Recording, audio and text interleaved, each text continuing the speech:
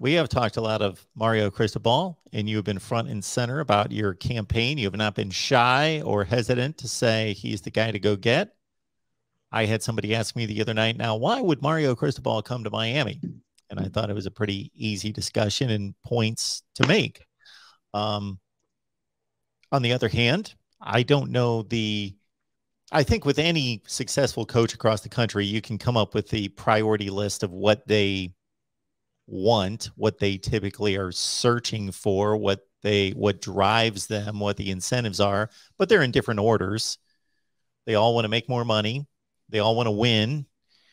They want to be shown a campus, a university that is driven and that will supply them with the type of facilities and infrastructure and support that they need to win. They want to look at the recruiting footprint. They want to look at, to varying degrees, does my family want to live in this part of the country? They want to also understand, will this administration give me the support financially that I need to pay the coaches that I need to fill out a first-rate coaching staff? And if you look at Mario Cristobal, I cannot answer the questions concerning the support. I know what the support has been for previous coaches, so they're going to have to step up and prove that to him. But other than that, his alma mater, where he's from, his wife's alma mater, parents are getting kind of old. Okay. I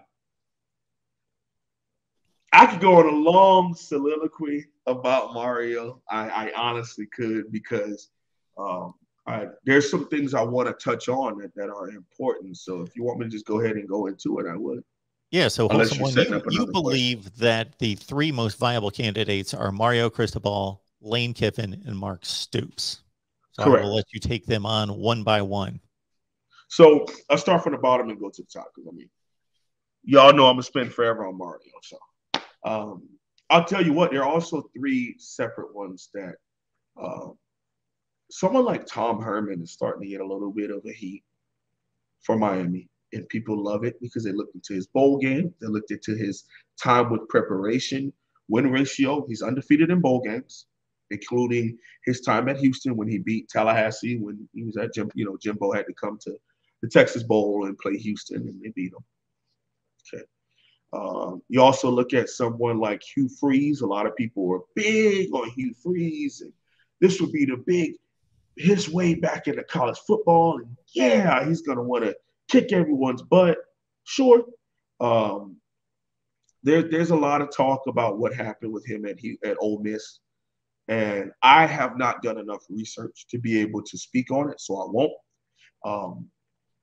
People have said it's similar to what happened at Baylor, and some people have said he just was paying players. So, I don't know enough, so I'm not going to touch that. But I know a lot of people want Hugh Freeze also. And then, of course, the whole Urban Meyer and then John Gruden stuff is now starting. The fan base wants those two all of a sudden. But I don't think we need to go down that route.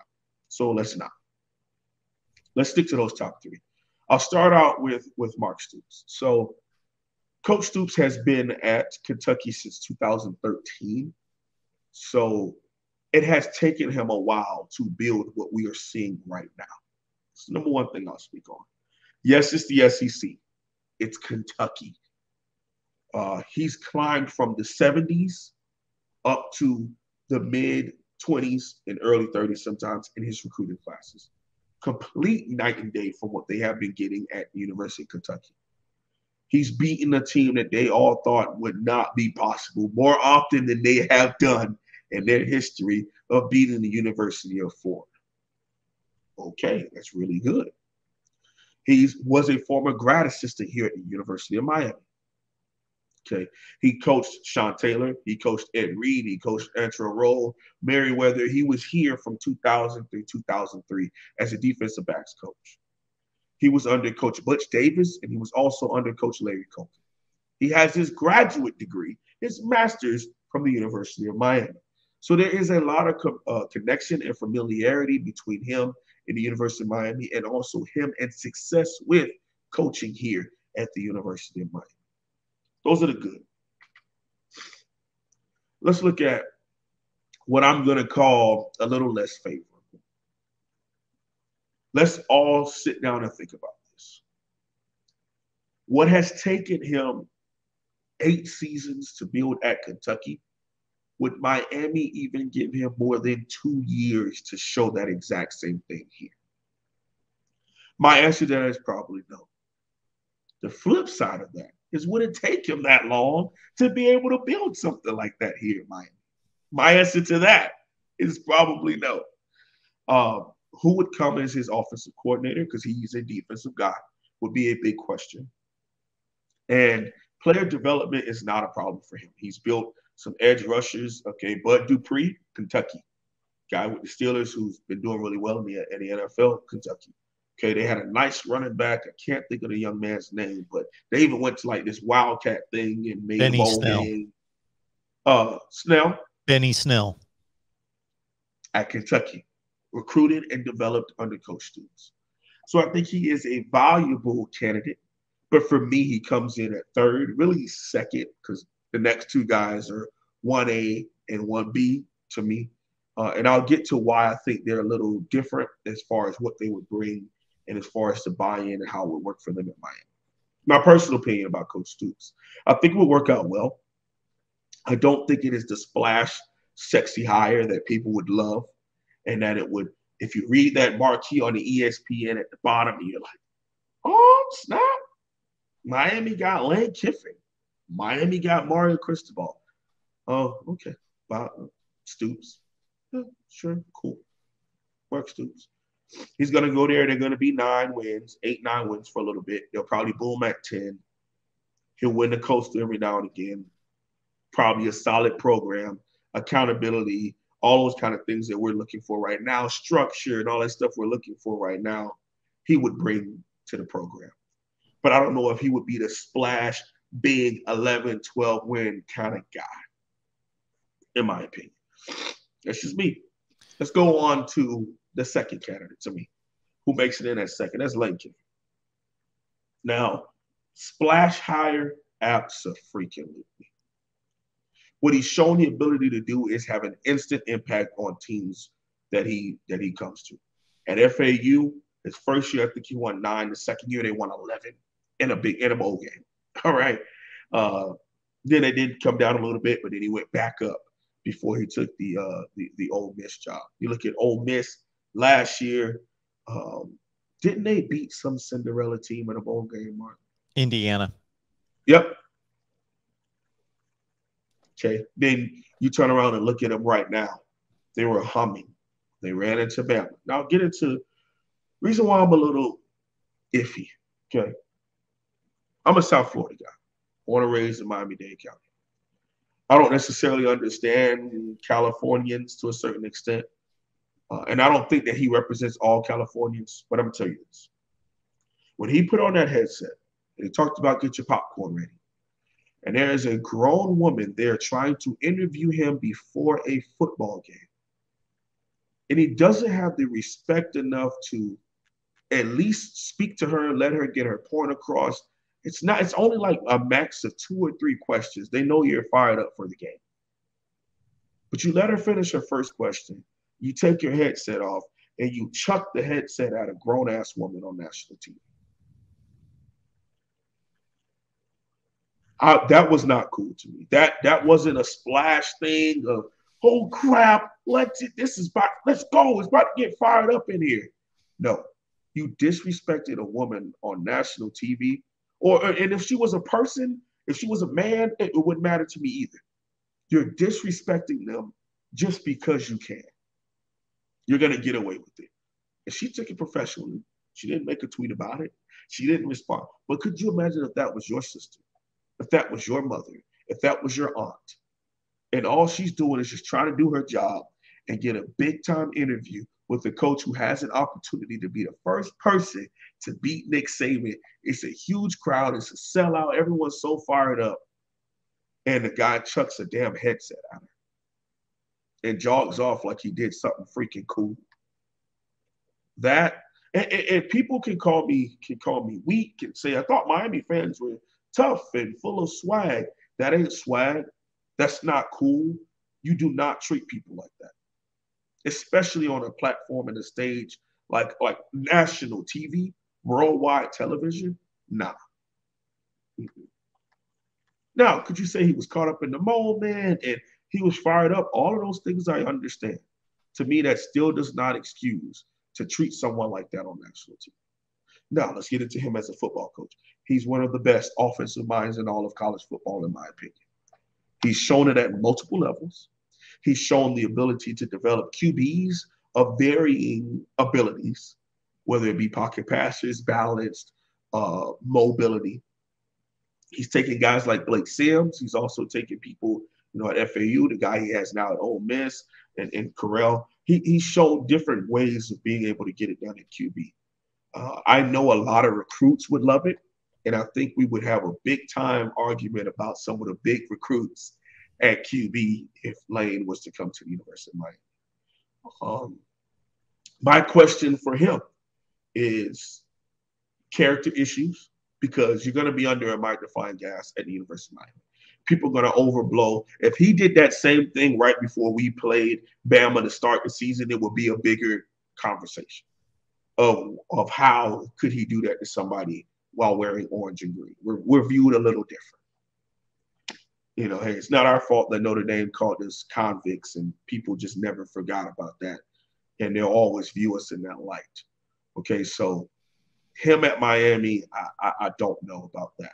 But again, as far as a football coach, as far as someone that's going to line up, he's going to win games. But does he honestly give a damn about your program? Does he give a damn about our community? I can't answer those questions. The next guy I can't answer the question about. The last guy I can't answer that question about, because they have connections to the program, they care about the program, and both are alum. Lane Kiffin, in my opinion, would jump at the next opportunity to leave Miami for a big job instantly. He has no loyalty here.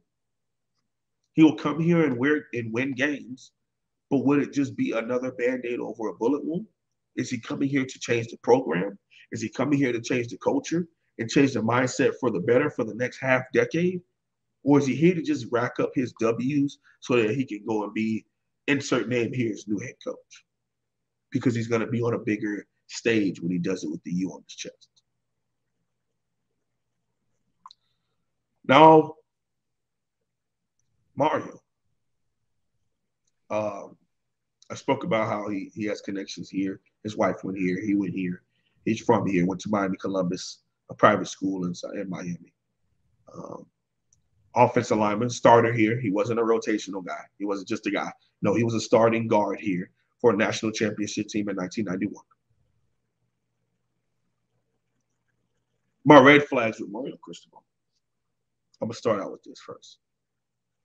Has he shown enough growth to not lose those kind of games when no one's paying attention?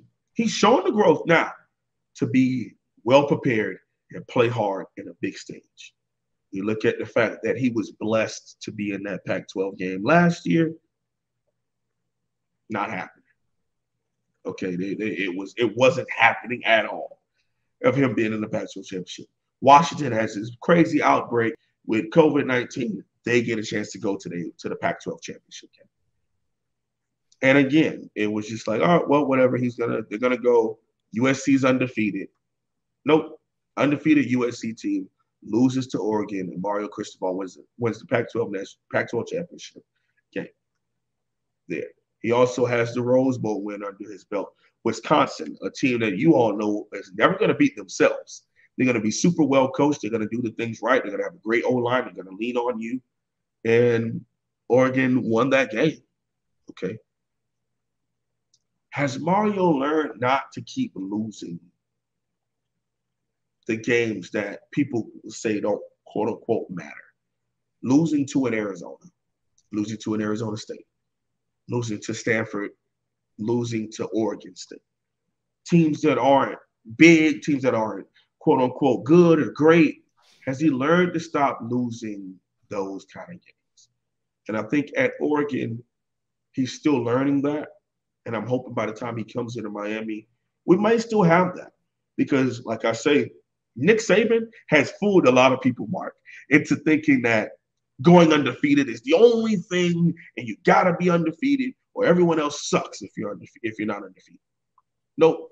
There's plenty of national champions who've had one or two losses.